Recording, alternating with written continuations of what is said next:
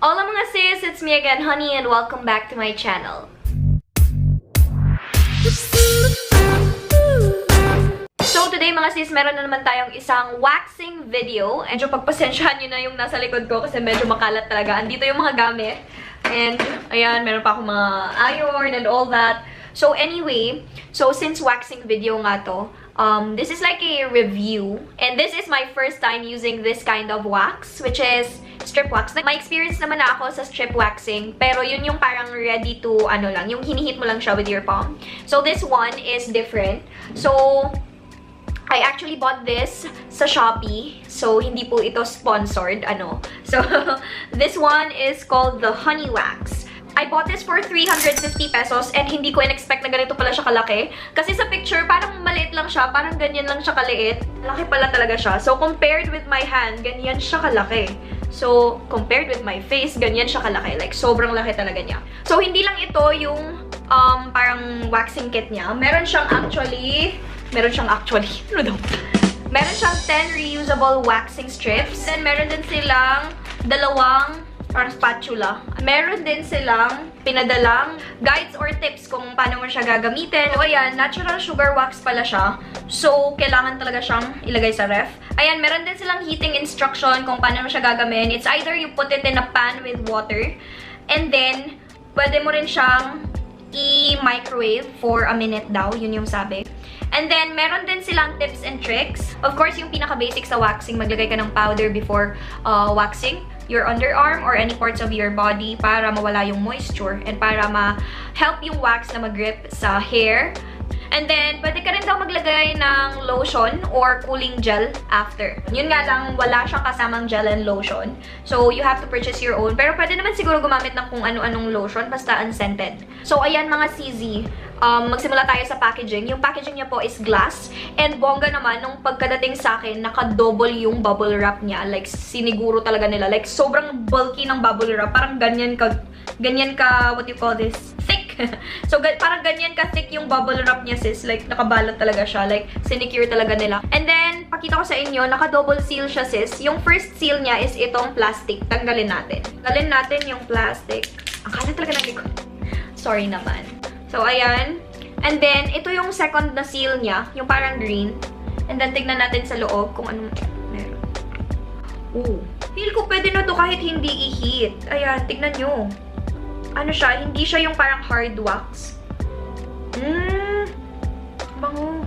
Sabi nung nasa review sa Shopee, mga sis, edible daw siya. Bango niya, parang honey. So, ayan. Ayan siya sa loob. Sabi nila i-heat daw. So, tignan natin.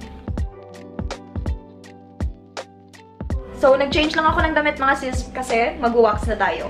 So, honestly, I don't see the need to like heat it up. Kasi parang okay naman na yung consistency niya for me.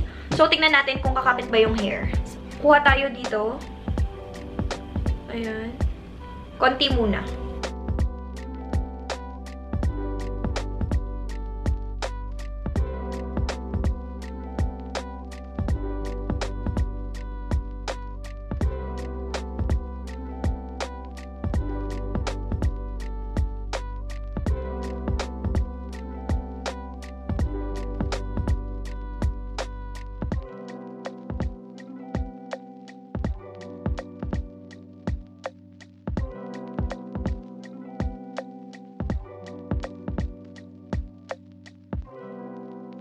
So, mga CZ, I'm back.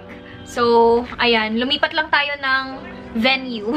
So, lumipat lang tayo ng pwesto kasi maingay sa baba. Naglilinis yung lola ko. I just wanna share with you my thoughts about this honey wax. So, first of all, given its size, like, maglalast talaga to ng ilang months. Like, hindi naman siguro more than a year, pero parang aabot sa akin to ng 1 year or something. Kasi, sobrang konti lang yung mga sis, ayan, parang full pa rin siya. Another point is that, kompleto siya sa details and meron siyang mga instructions and yung mga tips kung ano yung gagawin when you use this. Hi, baby. And then the next one is, nagustuhan ko siya kasi all natural siya. This one is made of honey and calamansi siya. So, napaka-safe, napaka-natural. Kung sensitive yung kilikili mo, I don't think it will cause irritations or reactions kasi wala siyang halong chemical, like natural talaga siya. You can check them out sa IG. It's at Honey Wax. So, based sa experience ko kung paano ko siya ginamit, napansin ko lang is nung ako yung nag-wax sa sarili ko, nahirapan ako. Kaya hindi masyadong natatanggal lahat ng hair. I did it for like 2 to 3 times sa isang kilikili bago siya like natanggal talaga yung hair. But, nung ginawa ko siya kay mama, like, sobrang dali. Isang ganun lang mga sis. Kasi makokontrol mo yung force mo. And kasi pag nagsistrip wax ka mga sis, dapat mabilis yung kamay mo, ganun. Sa kilikili, mahirap siya. Pero, napansin ko, tinry ko siya dito kasi nga hindi nag-work sa akin nung first sa kilikili ko. Tinry ko dito kasi meron ako mga balbon dito konti. I don't know if makikita nyo. Wait. Ay, hindi siya kita mga sis. Pero, natanggal. Ayan, napakalinis lang dito ko mga sis. Like, wala kang makikita ni isang buhok. Ayan, dito. So, feel ko, mas okay siya kung maayos yung pagkaka-grip mo sa strip and maayos yung what you call this, yung pagkaka-pull mo. Kung gagawin nyo to and yun din yung nangyari sa inyo na parang hindi siya gumana, like konting buhok lang yung natatanggal kasi parang mali yung pagkaka-pull, magpatulong kayo. So, this wax, I would give this a 10 out of 10. Kasi number 1, it's made of natural ingredients. Hindi po to sponsored It's made with honey. I'm not really sure if it has honey in it. Pero alam ko, meron siyang sugar at saka kalamansi.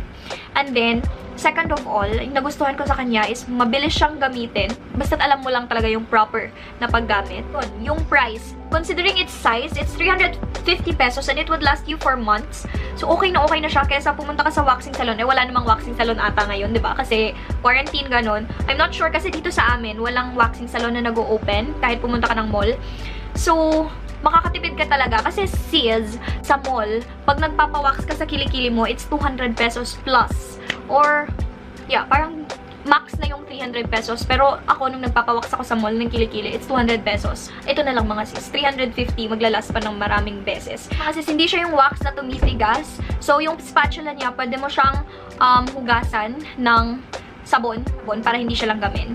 And, yung strip niya, hindi ko alam kung pwede ba siyang laban, pero parang pwede naman siyang laban kasi natatanggal naman talaga yung wax sa strip. I'm not sure, I don't actually know kung ano yung process, kung paano mo siya ma-reuse. So, sabi doon, reusable naman yung strips. So, yun. So, figure out ko pa yun. And kung hindi ko man magawa na i-reuse yung strips, I would purchase new strips. Meron naman marami sa Shopee. Why? What happened? Change? Okay. Yung downside lang pala nito is that nilalanggam siya sis. Kaya kailangan mo siyang ilagay sa ref. Since it's all made of natural ingredients, edible daw siya mga sisi. So, hindi ko na tinry, no? Kasi, ang weird naman kung itatry kong kainin yung wax. So, edible daw to siya. I'm not sure. Pero sabi doon sa, sa IG nila, edible daw talaga siya. So, yeah, parang edible naman talaga. Kasi, amoy honey siya mga sisams. So, ayun, this is my new favorite wax ngayon. As of now, like, I super love it. It's super sulit. It's super daling gamitin.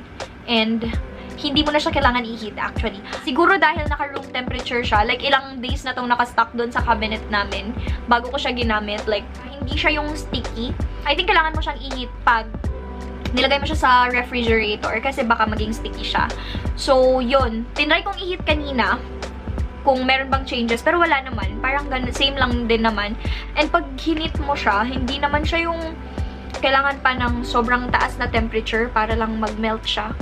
So mga sis, I will put the link of where I bought this wax below. And ilalagay ko na din yung Instagram nila para ma-check nyo din. So I think that's it for today mga sisi. I hope na matry nyo ito. Hindi lang to sa kilikili mga sis. You can use it sa hand nyo, sa legs nyo, as in like super daling gamitin. And pwede rin sa kilay mga sisams and sa face. And hindi ka mag-worry na mai-irritate yung skin mo kasi it's made of 100% natural ingredients. And, oo nga pala, nakalimutan ko. Yung pain niya mga sis, hindi siya painful at all. Like, wala kang ma-feel na pain. Siguro, out of 10, nasa mga 2. Ayun, 2 or 1 out of 10. So, it's not painful at all. So, ayan. So, that's it for this video, mga sis. Sana ay ma-try nyo yung wax na ito. It's super, super good. Like, I swear, it's not sponsored. I bought this with my own money. Like, so, yeah. That's it for today. Thank you so much for watching this video. Don't forget to hit that subscribe button and that thumbs up button down below if nagustuhan nyo yung video na to. And kung meron kayong mga tanong mga sisi, you can put it in the comment box para masagot ko siya. Like, I'll try my best to like answer you immediately. Like, immediately talaga. So, that's it for today. Thank you so much for watching this video. Goodbye! Bye-bye na, baby! Bye-bye na, baby! Bye-bye, baby! I do this for my father, who I've only seen from time to time in my dreams. I do this for you. I do this for my mother, who's finally clean, no longer a fan. I do this for you. I do this for my sister, my wife and my kids, cause they part of the team. I do this for all the naysayers and haters who made me one of the greatest. I know it kills you inside, that's why I do this for you. I do this for the kids.